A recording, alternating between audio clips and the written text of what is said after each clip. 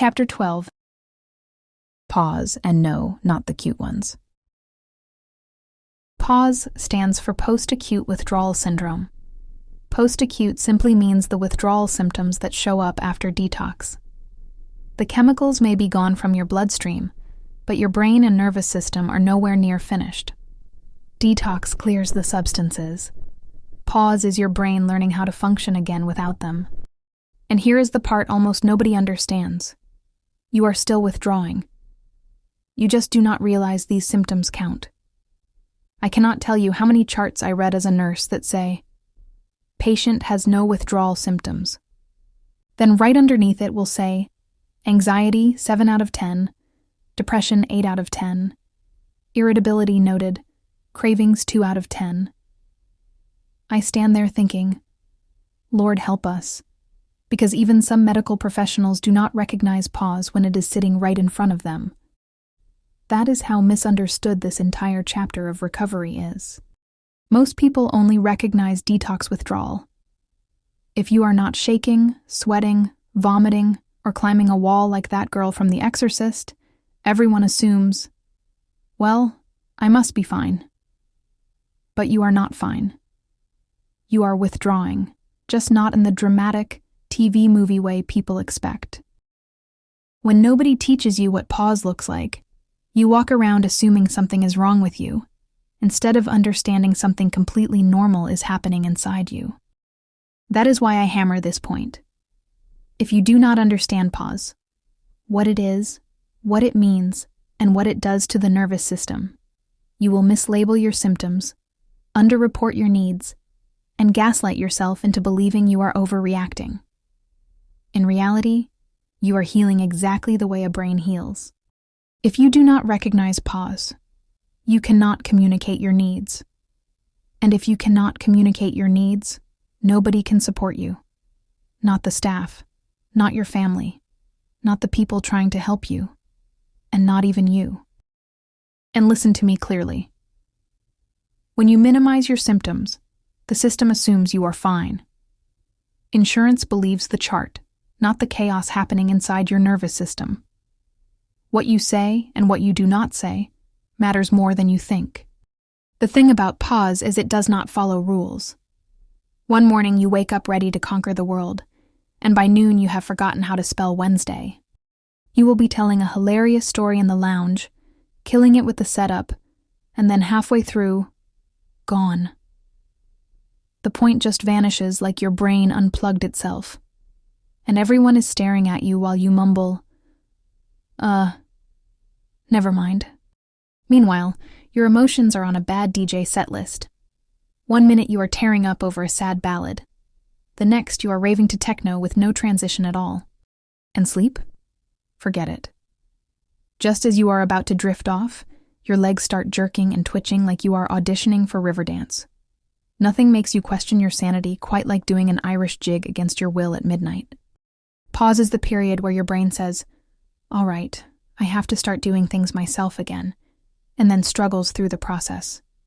It is your brain trying to remember how to be a brain again. Healing in real time is messy. Healing is loud. Healing will make you feel like you are losing your mind, but the truth is that you are getting it back piece by piece. And yes, PAWS takes months, sometimes longer. Nobody loves hearing that, but rewiring takes time. That is simply how the nervous system works. So let us break down the post-acute withdrawal symptoms people experience every single day, even though half of them swear they are completely fine. Fatigue. Your body is rebooting its entire dopamine system, and energy regulation is shot. Exhaustion hits even after doing nothing. Sleep does not fix it, because your brain is rebuilding circuits behind the scenes like a stressed-out electrician. You ever been so tired your shadow looks tired? Like even it is walking a little behind you, whispering, yeah, man, we are not doing too hot today. Mood swings. Without chemical regulation, your emotions swing harder than a toddler on a sugar high. Your limbic system is in the back room trying to recalibrate serotonin and dopamine with a blindfold on. 1 minute you are fine. The next you are crying because a Dorito broke wrong. Your own reflection looks back at you like, girl, You good. Anxiety. The amygdala has been on a year-long rave, and now it does not know when to chill. Everything feels like a threat because your body forgot what calm feels like. Sometimes my anxiety acts like a stray dog following me around. I am not feeding it, I am not talking to it, but it is right behind me like, hey man, you got fear? You got any more fear? No, buddy. Go home. Depression. The reward pathways in your brain are still rebooting. Pleasure and motivation feel muted. Your dopamine is whispering when it should be shouting, which makes everything feel heavy, flat, or pointless. Your depression walks around the house like a bored tour guide saying, and over here we have nothing. Absolutely nothing you care about. Obsessive thinking. Your brain is relearning how to regulate fear, reward, and uncertainty. Without substances muting the noise, your thoughts loop harder and longer than they need to. It is like your thoughts are on a treadmill they do not need to be on, and you are standing there saying, "Who turned this on? Stop." Irritability. Your brain is recalibrating stress hormones. Your tolerance is low. Your emotional fuse is short. Even small annoyances feel amplified. You ever get so irritable even your clothes feel disrespectful? Like, why is this shirt touching me? Insomnia. Your internal clock is confused. Your brain is trying to regulate without substances and the timing is off for a while. My insomnia tucks me in like, shh, go to sleep, baby, and then slaps me awake like, psych. Brain fog.